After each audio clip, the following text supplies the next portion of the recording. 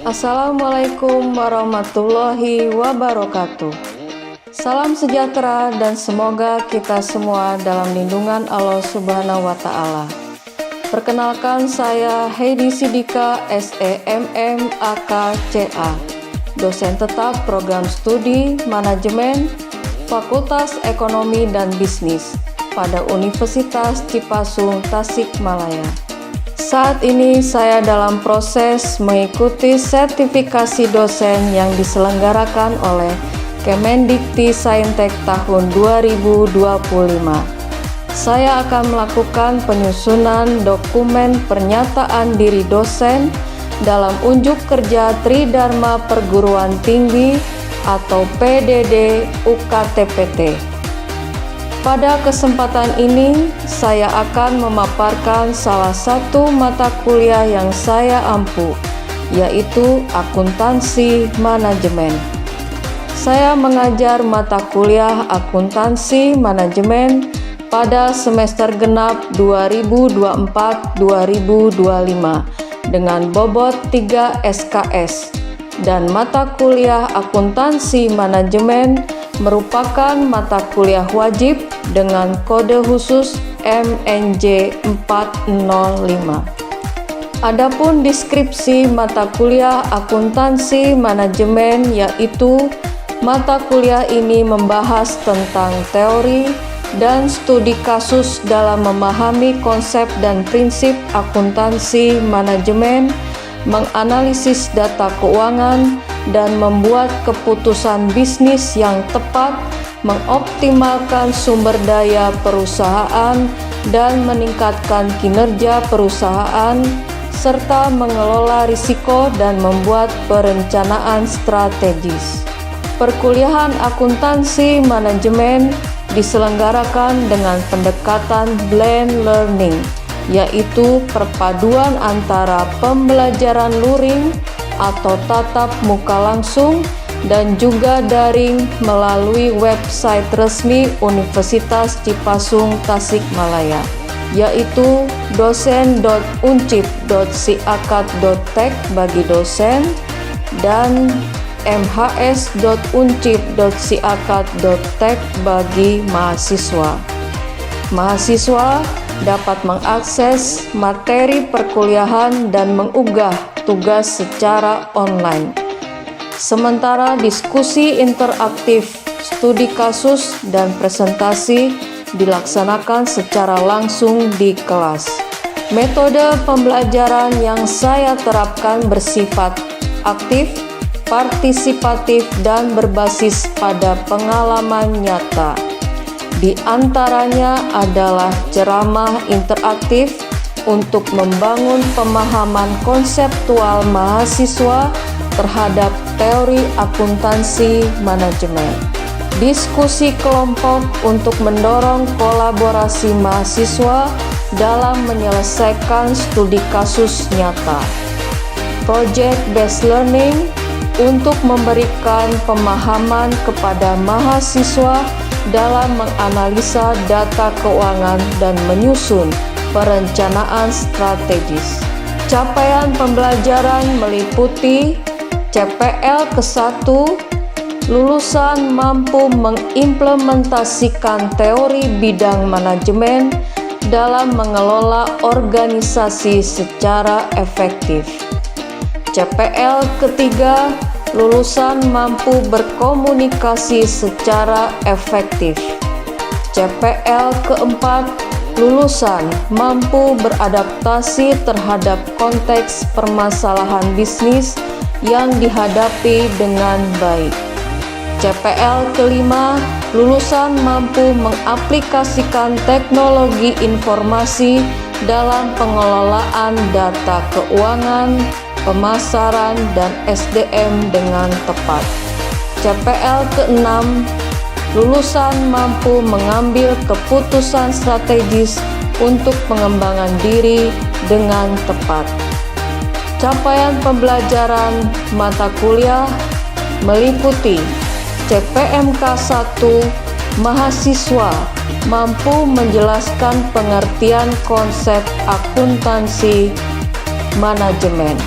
CPMK 7 mahasiswa mampu menjelaskan penyusunan anggaran sebagai alat perencanaan dan pengendalian. CPMK 12 mahasiswa mampu menjelaskan pengertian konsep BSC, Balanced Scorecard. Media pembelajaran meliputi modul atau RPS, bisa diunduh ke mhs.uncip.siakat.tech, PowerPoint, studi kasus, dan artikel ilmiah.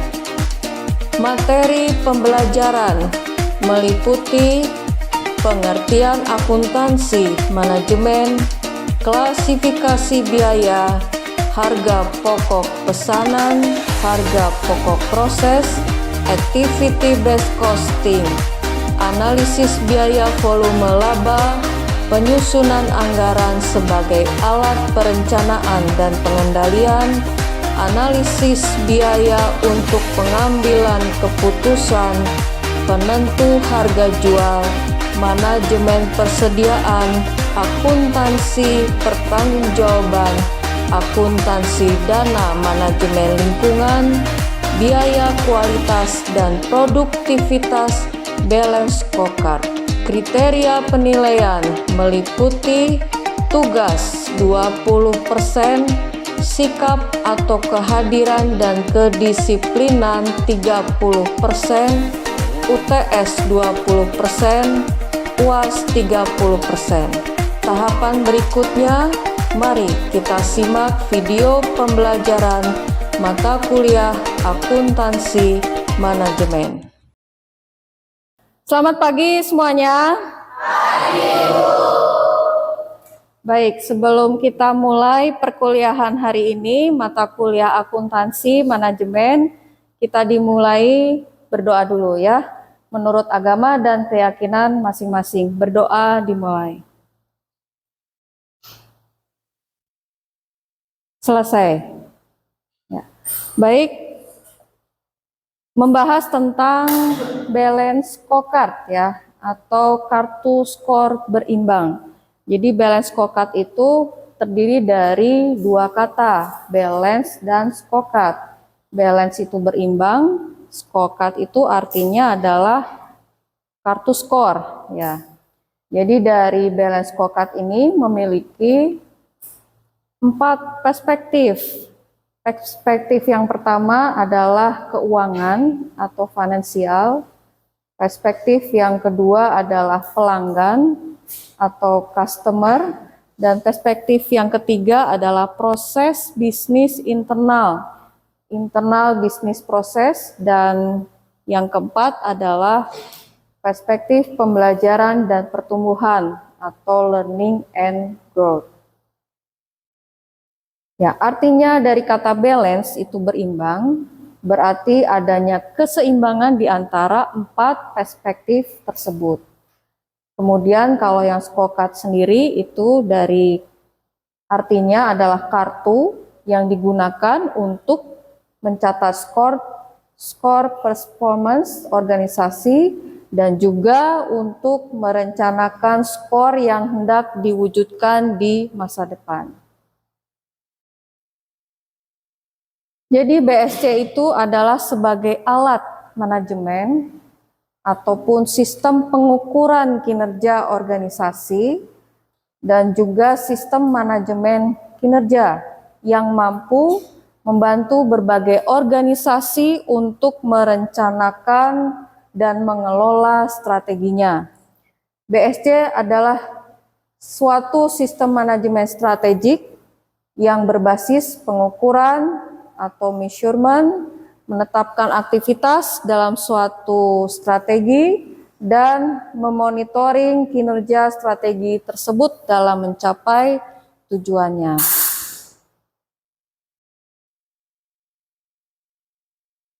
Tadi BSC ada 4 perspektif ya. Yang pertama itu perspektif keuangan.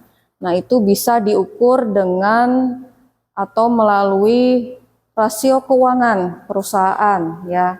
Jadi rasio keuangan yang seperti kita ketahui ada 4 ya, ada 4 rasio keuangan, yaitu rasio profitabilitas, rasio likuiditas, rasio solvabilitas, dan juga rasio aktivitas ya. Kemudian dari perspektif pelanggan atau customer itu bisa diukur dengan melakukan survei konsumen ya. Jadi perusahaan melakukan survei konsumennya itu bisa kita lihat dari kemasan produknya ya, dari kemasan produknya, kemudian juga dari secara langsung ya, misalnya saudara berkunjung ke rumah makan misalnya, nah pada saat setelah makan mau melakukan pembayaran itu kadang suka ditanya oleh kasirnya ya, bagaimana makanannya, ya bagaimana minumannya, nah itu survei pelanggan. Nah kemudian dari perspektif proses bisnis internal, itu perusahaan dengan melakukan perencanaan strateginya ya, perencanaan dan pengendalian strateginya. Jadi perencanaan perusahaan, misalnya perencanaan strategi itu dengan melakukan analisa SWOT misalnya. Nah, kalau analisa SWOT itu ada kekuatannya, ada kelemahannya, ada ancaman dan peluangnya. Nah, itu untuk perencanaan strategi. Kemudian pengendaliannya itu bisa dengan melakukan monitoring ya, monitoring perusahaan. Jadi diawali dengan mengevaluasi SDM-nya ya, sumber daya manusianya gitu. Jadi misalkan karyawan tersebut sesuai tidak melakukan job desk-nya ya, sesuai dengan tupoksinya masing-masing gitu. Selanjutnya perspektif proses bisnis internal. Nah, itu bisa dengan perusahaan melakukan inovasi produknya ya. Dan juga yang perspektif selanjutnya adalah proses pembelajaran dan pertumbuhan, learning and growth. Nah, kalau di sini perusahaan itu melakukan kemampuan SDM-nya ya, kemampuan karyawannya. Jadi SDM itu harus yang berkualitas, harus yang berkompeten ya, bagi perusahaannya.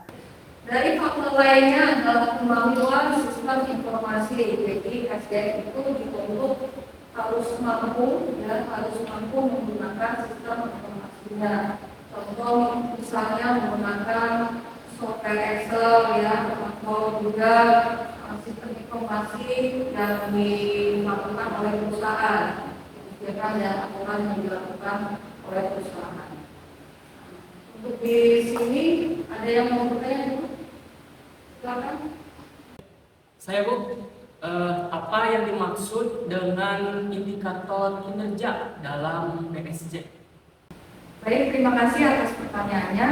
Indikator kinerja dalam BSC atau balance scorecard itu digunakan untuk mengukur kinerja dalam organisasi. Biasanya diukur dalam bentuk angka, rasio ataupun indeks. Ada lagi yang mau ditanyakan? Saya Ibu izin bertanya, apa manfaat dari menggunakan BSC ini bagi organisasi? Terima kasih pertanyaannya.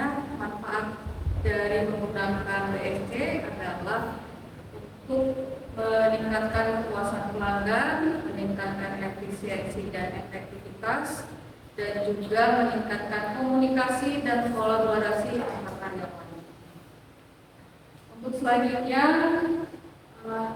akan dibagi menjadi 4 kelompok ya, berdasarkan masing-masing perspektif dari BSC. Silakan saudara untuk mengatur kelompoknya masing-masing. Baik teman-teman semuanya, kita akan bagi 4 kelompok berdasarkan masing-masing perspektif. Ada 4 kinerja balance scorecard.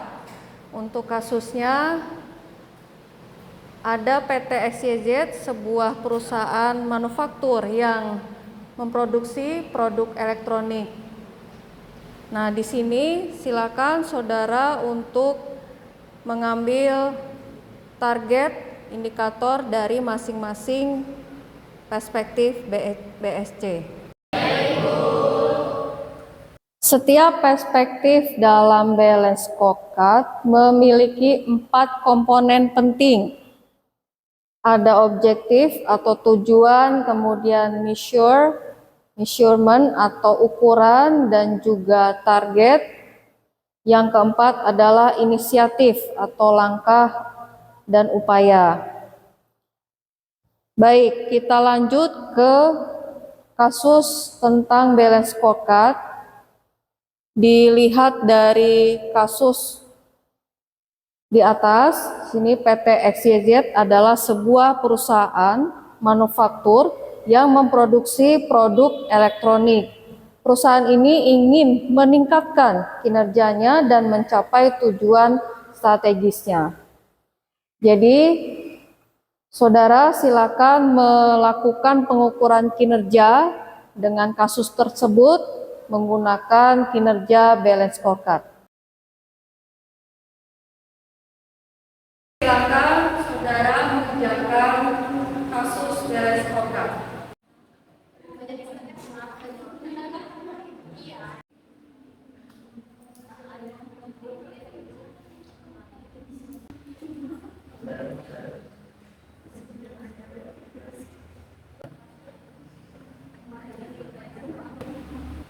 Baik, silakan masing-masing kelompok untuk menjawab kasus dari permasalahan kinerja balance scorecard. Baik Ibu, dari hasil diskusi yang sudah kami diskusikan gitu ya mengenai perspektif keuangan, itu ada beberapa indikator yang harus diperhatikan oleh perusahaan XYZ ini. Nah, indikator yang pertama itu ada indikator kinerja. Nah, perusahaan itu dapat fokus pada pendapatan dan juga labanya untuk meningkatkan efisiensi operasionalnya dan juga efektivitas perusahaan dalam menghasilkan uang. Lalu itu ada ROI atau Return on Investment, di mana setiap rupiah yang diinvestasikan oleh perusahaan itu dapat bisa memberikan imbalan gitu untuk perusahaan gitu.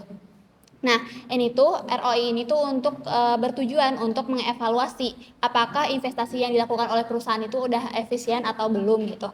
Nah, di mana nantinya itu targetnya itu akan meningkatkan pendapatan sebesar 15% dalam waktu 2 tahun ke depan gitu. Nah, untuk mencapai dari target tersebut ada beberapa inisiatif utama yang bisa dilakukan oleh perusahaan. Yang pertama itu meningkatkan penjualan, lalu yang kedua itu mengembangkan produk baru untuk diversifikasi sumber pendapatan dari perusahaan PT XYZ. Mungkin sekian dari diskusi yang telah kami lakukan gitu. Baik, berdasarkan hasil diskusi kami untuk perspektif pelanggan ya Bu, PT XYZ akan berfokus pada bagaimana pelanggan memandang perusahaan dan produknya. Nah, mengapa ini penting? Karena pelanggan yang puas adalah kunci keberlanjutan dan pertumbuhan bisnis. Lalu yang pertama dilihat dari indikator kinerja. Seperti kepuasan pelanggan bisa melalui survei pelanggan dan rating produk. Lalu yang kedua referensi pelanggan dan jumlah keluhan. Lalu dilihat dari target, PT XYZ ini ingin meningkatkan kepuasan pelanggan hingga 90%.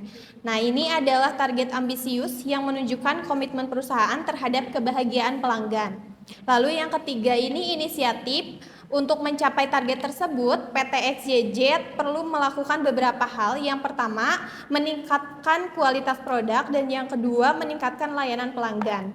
Nah, dengan fokus yang kuat pada indikator, target, dan inisiatif ini, PT XYZ dapat memastikan bahwa pelanggan mereka ini tidak hanya membeli produk, tapi mereka ini pelanggan yang loyal dan puas. Terima kasih, Ibu. Oke, izin menjawab Bu. Menurut hasil diskusi dari kelompok kami mengenai perspektif pembelajaran dan pertumbuhan pada PT XYZ, ada beberapa key performance indicator yang harus dicapai oleh PT XYZ. Yang pertama yaitu persentase karyawan yang terlatih dalam manajemen mutu. Jadi karyawan tersendiri kan merupakan salah satu aset terbesar perusahaan, terutama perusahaan ini bergerak di bidang teknologi dan alat-alat elektronik. Otomatis karyawannya sendiri harus memiliki mutu yang terjamin dalam hal pelatihan, apalagi dalam mengoperasikan mesin-mesin yang digunakan untuk memproduksi alat-alat elektronik. Yang kedua, mungkin harus ada waktu siklus pemerhatian terhadap waktu siklus produksi terhadap produk-produk elektronik tersebut, bagaimana karyawan-karyawan tersebut dapat menyelesaikan produksi alat-alat elektronik tersebut. Yang ketiga, ada tingkat kesalahan produksi atau malproduksi. Lalu yang keempat, rata-rata waktu penyelesaian pesanan, tingkat inovasi produk, dan kepuasan pelanggan. Nah, dengan indikator-indikator tersebut yang berjalan, maka PT XYZ di sini harus mengembangkan program inovasi dengan menggali seberapa jauh karyawan-karyawannya, mau itu tim kreatif, tim inovatif, dan divisi-divisi dari setiap lini produksi untuk berinovasi agar teknologi semakin maju gitu. Di samping itu, karyawan juga harus dibekali dengan pengetahuan dan pelatihan training yang mumpuni agar dapat beradaptasi secara terus-menerus terhadap teknologi yang semakin sini semakin maju. Karena mungkin dalam proses produksi alat-alat elektronik ini banyak sekali kemajuan di setiap harinya, banyak sekali tantangan di setiap harinya yang selalu harus dihadapi oleh PT XYZ dalam memproduksi alat-alat elektronik. Terima kasih, Bu. Baik ya Bu, menurut hasil diskusi kelompok kami, ada beberapa hal yang dilakukan PT XYZ untuk mengukur kinerja dari perspektif proses bisnis internal, yaitu yang pertama dilihat dari indikator kinerja, yang mana meliputi waktu produksi, biaya produksi, dan efisiensi produksi. Selanjutnya yang kedua dilihat dari target, yaitu mengurangi biaya produksi sebesar 10%. Terus yang ketiga dilihat dari inisiatif, yaitu mengoptimalkan proses produksi dan mengurangi limbah. Mungkin sekian Bu, terima kasih.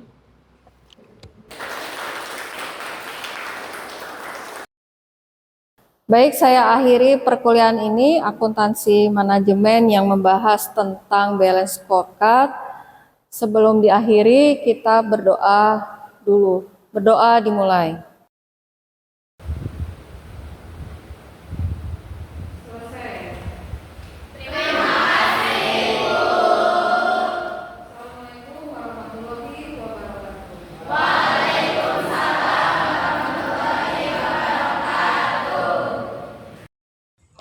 Sekian video rekaman pembelajaran dalam mata kuliah akuntansi manajemen pada program studi manajemen Fakultas Ekonomi dan Bisnis Universitas Cipasung, Tasikmalaya. Video ini digunakan sebagai salah satu syarat penyusunan dokumen pernyataan diri dosen dalam unjuk kerja Tridharma Perguruan Tinggi atau PDD UKT PT. Semoga dapat menjadi pertimbangan baik dalam proses pengajuan sertifikasi dosen tahun 2025. Terima kasih. Wassalamualaikum warahmatullahi wabarakatuh.